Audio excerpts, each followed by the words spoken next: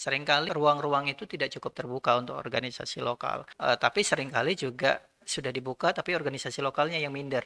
PKPI berusaha bersama beberapa lembaga di Sumatera Utara membangun namanya konsorsium Smart. Pada level nasional, kita bersama kawan-kawan beberapa lembaga membangun namanya Forum Pelokalan Indonesia, atau kami sebut namanya Lokanusa.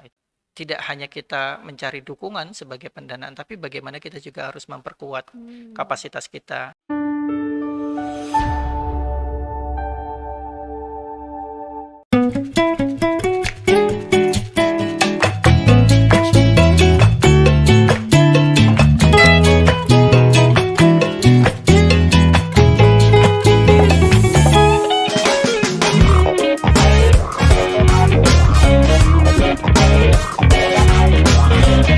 Assalamualaikum warahmatullahi wabarakatuh. Selamat datang kembali di podcast PKPA.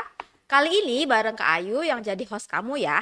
Hari ini kita bakal ngomongin tentang kemitraan yang setara untuk pelokalan aksi kemanusiaan. Nah, tema ini diambil untuk ngomongin tentang kebencanaan sih sebenarnya.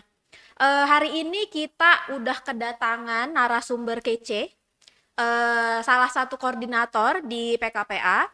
Namanya adalah Bang Ismail Marzuki. Halo Bang Ismail Marzuki. Halo. Ya, saya halunya ke sana soalnya tadi. Kayak gini memang abang Oh ini. iya, siap. Oke, Bang Ismail ini di PKPA adalah koordinator untuk unit PA. Nah, unit PA ini kepanjangannya adalah PKPA Emergency Aid. Jadi untuk urusan-urusan kebencanaan, respon kemanusiaan, nah akan bareng sama Bang Ismail. Nah, kita ini nanti akan ngobrol-ngobrol kira-kira dari sudut pandang kemitraan yang setara untuk pelokalan aksi kemanusiaan, kira-kira apa aja sih yang dilakukan kayak gitu. Nah, mungkin sebelumnya Bang boleh cerita-cerita dikit. Ya. Mungkin ini Apa itu, Kak? mungkin ada yang baru kali ini dengar tentang PKP Emergency Aid kayak gitu Bang. Oke, terima kasih banyak, Kak Ayu. Ya, baik. Bang santai aja Bang. Oh iya, santai. Terima kasih banyak. Baik, Sobat PKPA Indonesia. Jadi kalau di PKPA benar salah satu unit kerjanya itu yang melakukan layanan langsung atau melakukan program langsung di komunitas masyarakat adalah PKPA Emergency Aid seperti itu. Eh, PKPA Emergency Aid atau kita sering menyebutnya adalah unit PA, Kak Ayu. Jadi salah satu unit di PKPA yang memang bertugas melakukan kerja-kerja kemanusiaan baik di Indonesia ya secara nasional untuk di semua jenis bencana seperti itu ya. Dan PKPA Emergency Aid ini diinisiasi sejak 2003 atau 2004 seingat saya waktu kejadian banjir bandang Bahorok seperti itu. Dan kita memberikan kontribusi kita melalui bantuan-bantuan dan kegiatan-kegiatan bersama anak dan komunitas saat terjadi bencana. Jadi fasenya tidak hanya saat tapi mulai dari biasanya saat terjadi bencana, kemudian kita masuk program di pemulihan, kemudian kita masuk ikut di program rekonstruksinya, dan kita sampai pada program-program yang non disaster, non bencana gitu ya, program-program seperti program-program reguler seperti itu. Saat ini juga sedang berlangsung di Sulawesi Tengah Kayu seperti itu. Berarti untuk PKP Emergency Aid sendiri itu udah sejak 2002 ya Bang ya? 2023 atau 2004 ya, ini titik baliknya adalah kejadian banjir bandang Bahorok seperti itu, dan pengalaman kita cukup panjang ya Kak ya, mulai banjir bandang Bahorok kemudian disusul dengan tsunami, dan kita punya program panjang di Aceh, kemudian ada erupsi Gunung Sinabung, kita juga pernah merespon di Palembang untuk kabut asap, kita merespon untuk erupsi Gunung Agung di Bali, kemudian di Padang juga gempa, kemudian di Nias 2005 seperti itu. Dan tadi di Lombok juga, Jakarta juga. Kemudian yang belakangan ini kita ada di Sulawesi Tengah karena gempa, likuifaksi dan tsunami seperti itu. Kemudian kita juga berangkat ke Selat Sunda karena adanya tsunami di Selat Sunda seperti itu. Sampai ke Mamuju. Seperti itu. Berarti memang dengan lamanya sudah berproses unit PA ini gitu kan, apa namanya, udah banyak hal yang dilakukan. Nah, salah Iya. satunya juga membangun kemitraan tadi ya Bang ya, Iya. kemitraan yang setara untuk pelokalan aksi kemanusiaan. Nah, kita juga pengen tahu ini ya kan Bang, kira-kira apa sih yang dimaksud dengan kemitraan yang setara untuk pelokalan aksi kemanusiaan? Ini saya baru Iya. dengar soalnya. Terima kasih Kak Ayu. Yang pertama saya ingin menyampaikan bahwa kenapa penting pelokalan Hmm. seperti itu. Eh, Ya memang harus itu terus didorong karena memang kejadian-kejadian bencana ini kan adanya di komunitas masyarakat. Sehingga orang-orang, organisasi yang berada di sekitar masyarakat itu harus didorong untuk tangguh dan mampu untuk melakukan respon. Dan kita dorong mereka itu untuk bisa, termasuk kita ya sebagai organisasi nasional ya. Saya juga nanti membedakannya nasional apakah karena kerja-kerja kita di lintas provinsi akan menjadi nasional, tapi setidaknya adalah intervensi itu harus dilakukan oleh organisasi yang lebih dekat dengan komunitas masyarakat yang terdampak dan mereka harus didorong untuk menjadi apa ya pemimpin dalam respon tidak hanya pemimpin tapi mampu mereka terlibat secara aktif seperti itu. Nah di kemitraan setara ini kalau yang saya maknai adalah memang mekanisme bagaimana melakukan kerjasama antar pihak ya, baik misalnya kita sebagai organisasi akar rumput atau organisasi perespon, organisasi kemanusiaan dengan misalnya level yang lebih bukan lebih tinggi tapi dengan partner lain misalnya yang penyandang dana atau namanya donor seperti itu ya.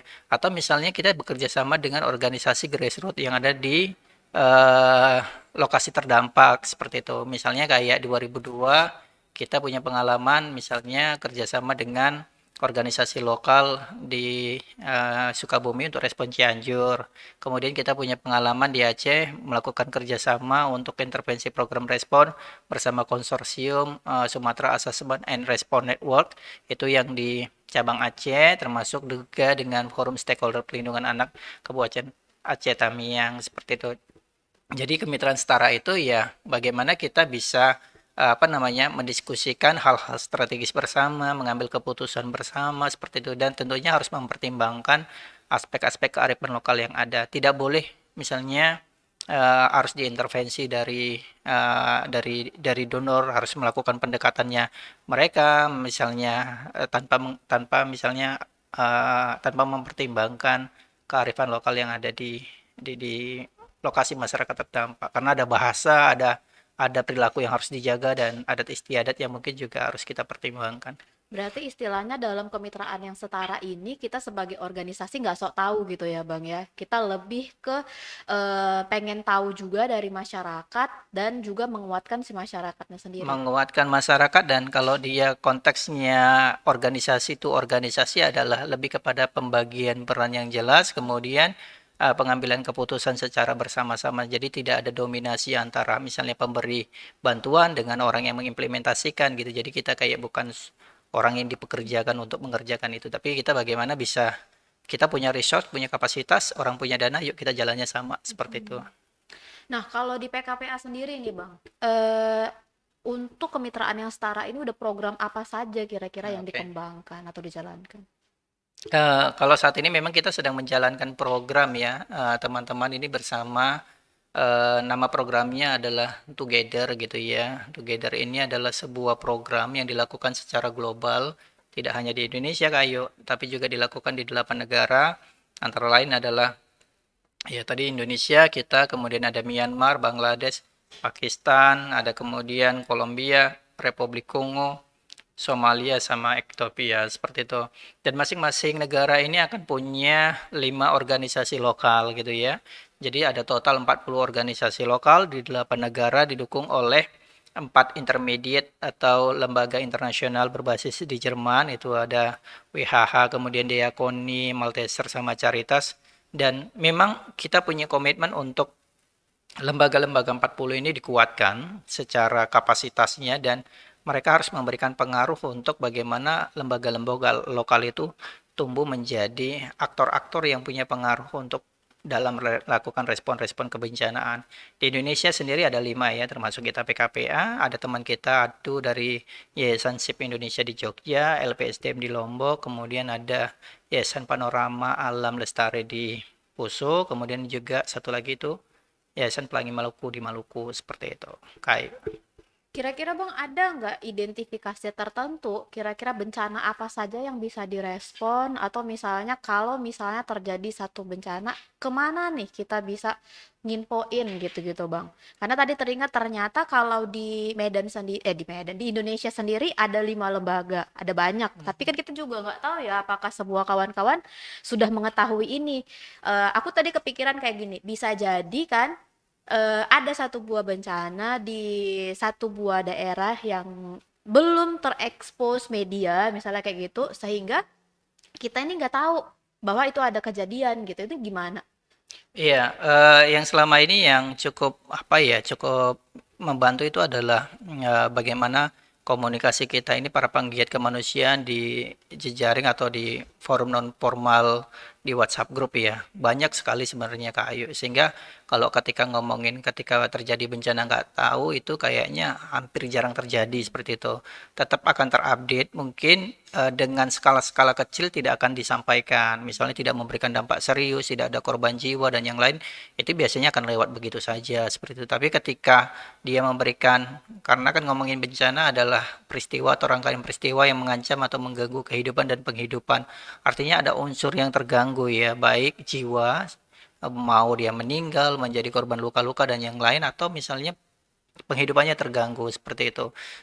Biasanya kalau dampaknya sudah dianggap medium atau dia serius itu biasanya akan cepat orang melakukan berbagi informasinya seperti itu. Tapi kalau kecil ya di-share tapi orang juga mungkin hanya akan komen sesuatu. Tapi dan memang dalam konteks penanganan bencana sendiri sebenarnya karena pemerintah daerah, masyarakat dan yang lain itu punya kekuatan. Jadi jangan juga apa-apa dibantu gitu. Jadi harus dilihat skalanya. Selama mereka masih mampu menanggulangin, itulah ketangguhan resiliensi mereka dan itu harus diberikan ruang mereka untuk bangkit seperti itu. Jadi tidak dibiasakan sedikit-sedikit cuman dua kakak yang kena banjir langsung datang internasional juga nggak mungkin yang seperti itu. Iya tadi menarik ya, katanya bahwa ini nggak hanya ada di Indonesia, ada di Hmm, beberapa negara, lalu di tiap-tiap negara juga ada beberapa lembaga lembaga mitra lokal. organisasi, dan di beberapa lembaga organisasi lokal ini juga ada eh, lembaga lokalnya lagi gitu kan, Hmm, ada jaringan lokalnya jaringannya, lagi, jaringan jaringannya benar. lokalnya lagi. Em, Kira-kira nih, peran-perannya itu kayak mana pembagian perannya? Iya. Lalu mungkin, ya peran dulu deh kita bicara. Iya, jadi di tingkat global itu ada namanya PAC ya. PAC itu adalah orang-orang perwakilan 8 negara. Jadi bukan justru, jadi 8 negara ini akan mengirimkan perwakilannya dari boleh salah satu organisasi lokal yang akan duduk dan menjadi namanya PAC member seperti itu ya. Jadi ada 8 orang PAC yang memang mereka berasal dari organisasi lokal yang menjadi anggota di program member dalam program Together ini. Dan ditambah dengan 4 organisasi internasional dan 8 PAC ini mereka itu merancang hal-hal yang strategis bersama kawan-kawan yang berada di organisasi internasional. Jadi tidak diputuskan sepihak kayu bahwa yang organisasi internasional itu yang memberikan apa namanya daftar checklist seperti ini yang harus kalian lakukan ini justru tidak. Jadi ini dibuka kita punya hal seperti ini, strategis apa yang bisa kita lakukan itu dijadikan bahan diskusi bersama dan disepakati bersama. Jadi lembaga internasional dan kita sebagai lembaga lokal punya posisi yang sama untuk memutuskan seperti itu. Termasuk misalnya kalau ada usulan program yang dilakukan seperti itu ya di level global seperti itu. Ada namanya HOIFA global lagi. HOIFA itu adalah eh, Humanitarian and Innovative Fund gitu ya. Jadi ada dana yang dipergunakan untuk aksi kemanusiaan dan aksi-aksi inovasi seperti itu.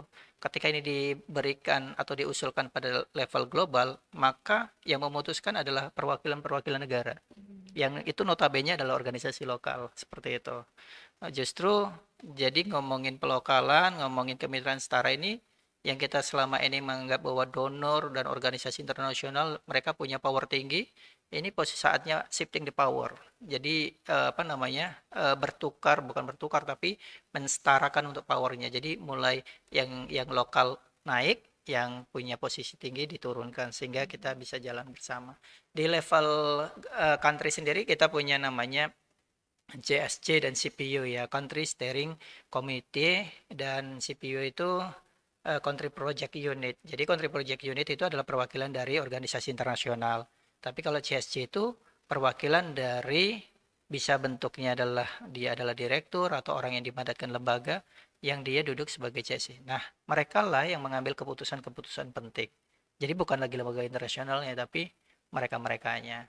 Kemudian kita di implementasi ada namanya focal point. Jadi ada struktur maupun dari global maupun nasional itu baik yang organisasi internasional dan organisasi lokal mereka beriringan dan mengambil keputusan bersama seperti itu. Jadi perannya memang terbagi dengan rata dan tidak ada yang overpower kayak gitu Tidak, ya. tidak, tidak. Memang dibatasin, bukan dibatasin, tapi memang program ini mendorong untuk yang ya Keseimbangan gitu ya. menyelaraskan, menyeimbangkan, Mhm. menyetarakan seperti itu.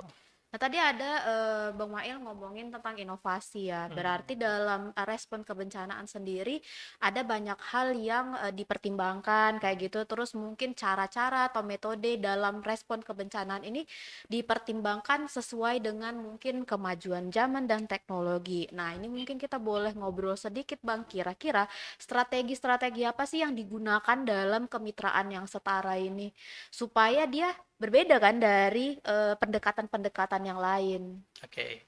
Nanti sebelum saya ngomong untuk apa hal inovasi yang dilakukan, tapi ini ngomongin bagaimana strategi yang dilakukan untuk mencapai apa namanya ya, upaya pelokalan yang dilakukan di dalam khususnya program Together ya, karena banyak, bukan banyak lah ya, ada beberapa lembaga yang mereka juga punya program yang mirip untuk mendorong upaya pelokalan seperti itu. Yang pertama adalah mendorong kepemimpinan lokal. Mendorong kepemimpinan lokal ini kita biasa sering lakukan bahwa kita sebagai organisasi lokal nggak boleh lagi pasif. Sebagai pendengar saja, kita harus aktif, kita harus berbicara, menyampaikan pendapat. Bahkan dalam konteks-konteks pertemuan global, kita itu dimandatkan atau menjadi perwakilan country, negara untuk berbicara bersama kawan-kawan yang lain, termasuk berbicara kepada kawan-kawan lembaga internasional seperti itu. Kita berbicara pada konferensi di tingkat global, kita harus juga apa namanya terlibat dalam jejaring-jejaring secara nasional seperti itu. Seringkali adalah ruang-ruang itu tidak cukup terbuka untuk organisasi lokal. Justru tapi seringkali juga sudah dibuka tapi organisasi lokalnya yang minder untuk tampil gitu ya. Jadi memang sudah ada aksesnya, maka sudah tersedia, maka itu harus dilakukan. Yang kedua adalah melalui penguatan kapasitas. Itu mau tidak mau harus wajib lah ya Kak Ayu ya. Bagaimana kita mau berbicara di tingkat global kalau kapasitas kita juga masih masih rendah gitu ya.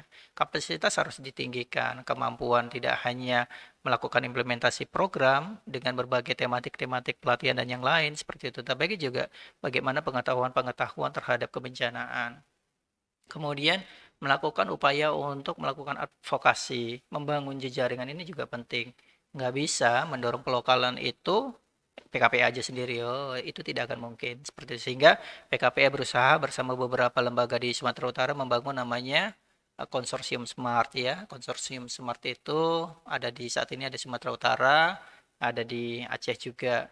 Pada level nasional kita bersama kawan-kawan beberapa lembaga membangun namanya menginisiasi Forum Pelokalan Indonesia atau kami sebut namanya Lokanusa. Itu sudah puluhan lembaga seperti itu dan kita memang konten-kontennya tentang bagaimana mendorong organisasi lokal bertumbuh seperti itu.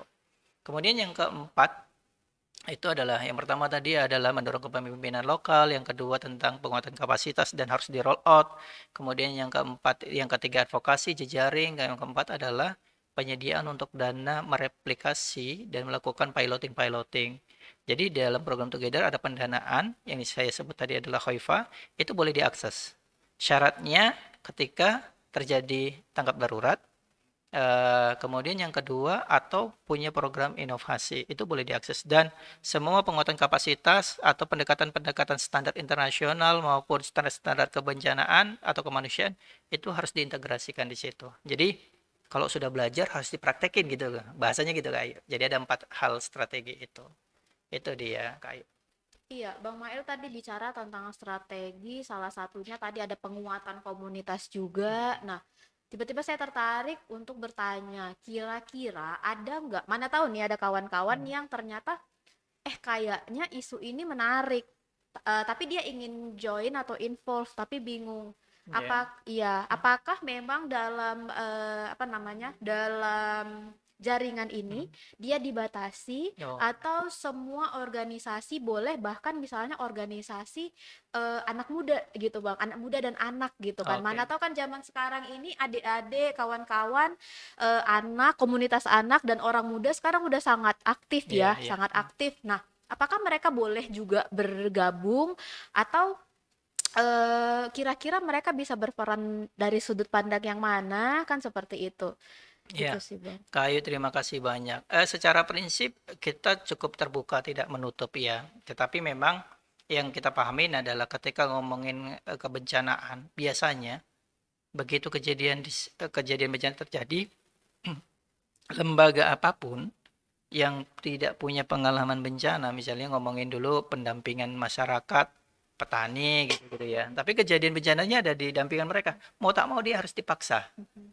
Dari situasi itu dia harus berusaha untuk mencari dukungan, membantu dan yang lain. Akhirnya apa? Artinya adalah apapun jenis organisasinya, bahwa isu kebencanaan itu bisa masuk di semua aspek seperti itu. Jadi orang muda dengan tren misalnya di konservasi, di pengelolaan sampah, misalnya ya, kegiatan-kegiatan kreativitas itu masih bisa dilakukan seperti itu. Toh juga media digital bisa Mhm. dikampanyekan untuk promosi tentang bagaimana orang bersiaga terhadap bencana dan yang lain seperti itu. Itu juga memungkinkan. Boleh bersama kita, kontak nanti kita joinkan di konsorsium Smart kalau ada di Sumatera Utara.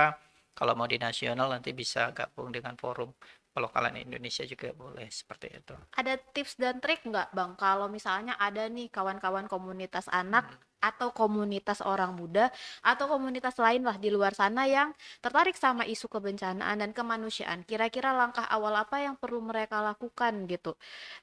Untuk mungkin bisa upgrade pengetahuan atau bisa juga untuk sharing-sharing, tadi mana tahu mereka punya inovasi-inovasi Iya. gitu. Iya, begini Kak Ayu. Jadi kita di PKPA sendiri, unit PA sangat terbuka untuk diakses gitu ya. Baik apa namanya material-material yang kita punya mau dipergunakan untuk belajar atau sekalian dilatih gitu ya. Mau ikut sosialisasi kita bisa fasilitasi, mau dilatih berbagai tematik-tematik kita yang tidak ada di PKPA ada di jaringan PKPA itu bisa diakses dan dilakukan seperti itu. Yang kedua boleh diuji coba untuk melakukan kerja-kerja kolaborasi kecil-kecilan gitu ya. Misalnya program dusun tangguh bencana di mana gitu ya. Atau kelurahan tangguh bencana seperti itu. Atau buat program kecil misalnya ke lokasi yang rawan bencana kita buat program selama 2 minggu seperti itu bisa memungkinkan. Jadi modelnya Berarti bisa inisiatifnya boleh dari Bude- komunitas ya? boleh dari komunitas seperti itu. Bahkan misalnya kalau mereka punya dampingan ingin memfasilitasi kegiatan-kegiatan terkait kebencanaan untuk komunitas mereka, Upgrade pengetahuan mereka gitu ya, Bang? itu juga boleh. Karena yang harus dipahami adalah kita ini kan berada di apa ya, ring of fire gitu ya. Mhm. Di mana ring of fire ini nggak inilah kalau menurut saya gini Kak, hampir tidak ada yang bisa dipastikan bahwa di daerah Indonesia ini tempat yang aman untuk bencana. Semuanya pasti ada rawan. Ya kalau nggak gempa ya banjir ya. Yang pinggir pantai posisinya ancaman tsunami seperti itu. Puting beliung. Ancaman bencana kita cukup banyak seperti Apalagi itu. banjir ya, Bang ya? Medan rawan sekali banjir ya, Bang? Banjir, jadi bencana-bencana hidrometeorologi itu di Indonesia memang menjadi ancaman bencana terbesar di Indonesia seperti itu. Jadi skala kejadiannya itu bisa sampai 60% itu ya keluarganya hidrometeorologi semua. Mhm. Ada yang puting beliung, banjir seperti itu ya. Ada cuaca ekstrim dan yang Mhm. lain-lain, kekeringan seperti itu. Begitu Iya, kayak. tadi menarik berarti ya kawan-kawan. Kalau seandainya kawan-kawan ada yang tertarik Hmm, untuk belajar lebih jauh atau mungkin sharing-sharing siap. pengetahuannya tentang inovasi cara penanggulangan kebencanaan gitu-gitu. Nah, kawan-kawan bisa berarti akses beberapa media publikasi yang ditawarkan oleh PKPA kali gitu ya, Siap. Bang ya. Ada sosial media di PKPA, ada Instagram, Ya, mungkin bisa boleh. sharing di Iya, situ mulai ya. dari situ ber-DM, Lalu kirim mungkin pesan, seperti itu. update juga kadang-kadang kan kegiatan-kegiatan Hmm. nya PKP Emergency Aid di situ kan ya. Hmm. Lalu untuk website juga PKPA juga punya, dan di situ kalau nggak salah tuh eh, ada apa namanya itu rubrik voluntary gitu ya Bang ya. Nah, di situ Oke. bisa mereka sharing kali ya Bang ya. Iya. Kalau Hmm. tadi pengen dapat mungkin pengetahuan atau mungkin sharing pengetahuan gitu-gitu, berarti Iya. bisa di situ ya Boleh Bang juga ya. daftar sebagai volunteer gitu Daftar ya. sebagai Kadang-kadang volunteer ya. Medan ini nggak menentu ya. Kayak kemarin Mhm. kejadian banjir seperti itu. Dan kita Mhm. butuh teman-teman yang siap untuk setelah diinduksi, diajarin, mereka punya apa namanya, memberikan support kepada anak-anak lewat layanan dukungan psikososial seperti Mhm. itu gitu ya. Jadi Kemarin pernah ya dilakukan itu ya Bang iya, di waktu banjir ya? tahun lalu, tahun Mhm. lalu bulan 3 kalau tidak salah di Iya. Simati. Jadi memang di website juga tuh ada sering serial-serial diskusi yang tematik gitu ya kan Bang. Siap. Jadi untuk PA sendiri juga mungkin kadang kasih juga materi-materi terkait kebencanaan di rubrik itu nggak Bang? Iya, apa namanya? Kita masih sangat memungkinkan ya, apa namanya? Kita bisa isi rubrik sesuai dengan tematik-tematiknya karena cukup banyak ya Kak Ayu ya. Ngomongin bencana itu tidak hanya bersiaga dari bencana tapi mulai ngurusin pranya apa yang harus dilakukan untuk orang bisa siaga dari bencana saat tiba-tiba misalnya kayak ada namanya bencana slow onset, kejadian yang bisa ditebak itu kayak misalnya banjir gitu ya. Hmm. Ini udah tahu ini hujan deras di hulu, kabar dari hulu di sana sudah banjir. Satu hari lagi kemungkinan di hilir akan banjir. Orang di hilir ini harus pergunakan informasi itu untuk bersiaga. Apakah menyelamatkan barang penting, ternak, panen harus dipercepat, harus mereka mengevakuasi. Itu baru fase yang antisipasinya. Di tanggap daruratnya lebih banyak lagi ya. Biasa tanggap darurat itu agak polemiknya lebih lebih besar karena suasananya crowded gitu ya, harus ngurusin apa namanya logistiknya, airnya, kemudian tendanya, menghilangkan ketraumaan anaknya. Pokoknya banyak hal yang bisa Mhm. dilakukan seperti itu. Sehingga tidak hanya rubrik ya. Jadi kalau teman-teman juga tertarik pengen pengen dilatih apa gitu ya. Ya banyak hal yang bisa dilakukan untuk tematik-tematik kebencanaan. Kaji cepat aja untuk menghitung kebutuhan orang itu juga itu ada Butuh pelatihannya ya. waktu juga ya. Menggunakan Android untuk melakukan kaji cepat ada pelatihannya seperti itu. Menarik sekali ya kawan-kawan, tapi sampai tadi nih kita masih ngomongin tentang hal-hal enak-enaknya aja gitu. Hal-hal positif, hal-hal yang mungkin yang kalau kita bayangin tuh, oh ternyata ngobrolin isu kebencanaan itu gampang ya. Nah, ini baru kita coba tanya, ada tantangannya nggak Bang gitu. Tantangannya. Terutama tadi masih terkait dengan tema kita tentang Oke, kemitraan yang setara ya setara untuk tadi pelokalan. gitu. Baik, tantangan dalam melakukan kemitraan yang setara ya dalam upaya untuk pelokalan aksi kemanusiaan itu ada saya bilang sih adalah beberapa seperti itu. Yang pertama adalah biasanya kan lembaga yang punya dana yang memberikan dukungan kepada kita sebagai mitra itu mereka punya ketentuan khusus namanya due diligence gitu ya atau seperti prasyarat gitu ya apa saja yang harus dicapai gitu-gitu apa yang harus dimiliki.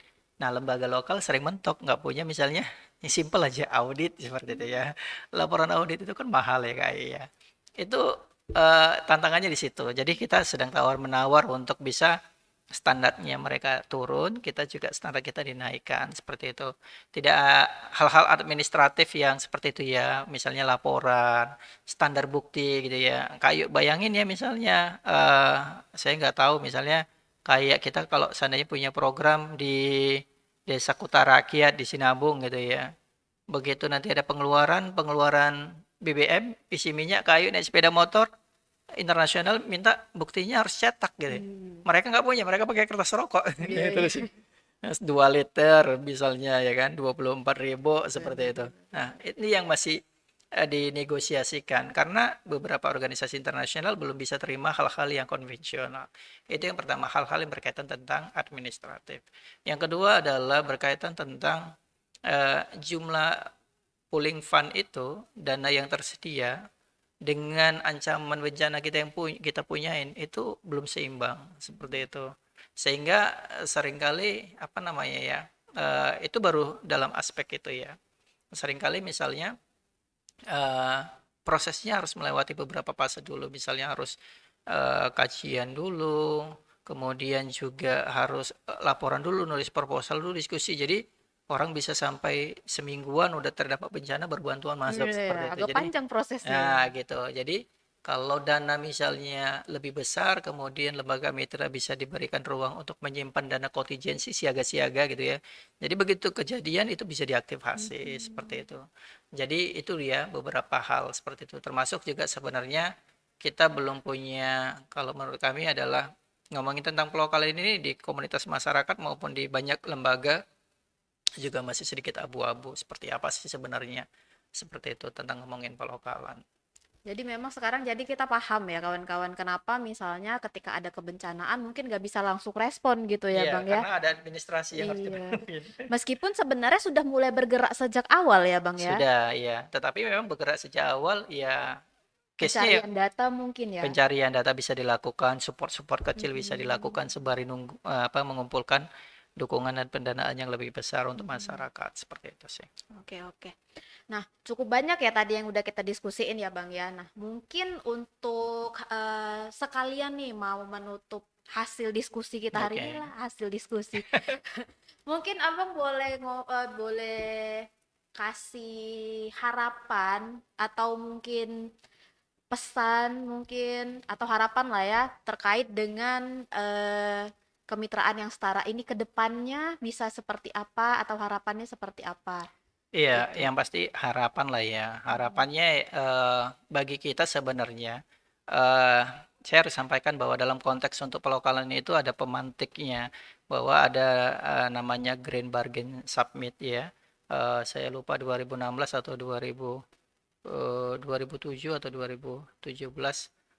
Tetapi pada konteks itu adalah lembaga-lembaga negara-negara, banyak negara dan lembaga-lembaga internasional yang selama ini bekerja pada isu kemanusiaan itu memang menyatakan diri mereka siap dan mau untuk memberikan dukungan lebih besar dengan alokasi misal 25% anggaran itu langsung diberikan kepada lembaga lokal. Hmm. Misalnya kan kalau skema sekarang ini kan donor berikannya kepada internasional NGO, Mhm. internasional berikan kepada kita. Mhm. Nah, ini mau di shortcut, mau dipendek, kan siklusnya donor bisa langsung memberikan kepada kita. Tapi kita juga harus, karena pendanaan itu kan besar dan harus dipertanggungjawabkan. Sehingga memang harapan saya adalah eh, tidak hanya kita mencari dukungan sebagai pendanaan, tapi bagaimana kita juga harus memperkuat Hmm. kapasitas kita, baik sebagai tim yang melakukan implementasi program maupun secara organisasi tata kelolanya seperti itu. Jadi itu nggak bisa ditinggalkan, kayak kapasitas diperkuat itu baik internal staff maupun keorganisasian tata kelolanya Jadi seperti itu. secara organisasi, secara komunitas kita harus nguatin diri dulu Benar, juga ya. kayak supaya menjadi organisasi lokal yang dipercaya untuk bisa bekerja sama dengan banyak mitra. Tadi sebenarnya saya bilangnya closing statement ya kan, tapi tiba-tiba saya terpikir lagi nih pengen Kulik minta lagi, Kak. pendapat Bang Mail juga terkait mungkin harapan juga nih untuk keterlibatan pemerintah.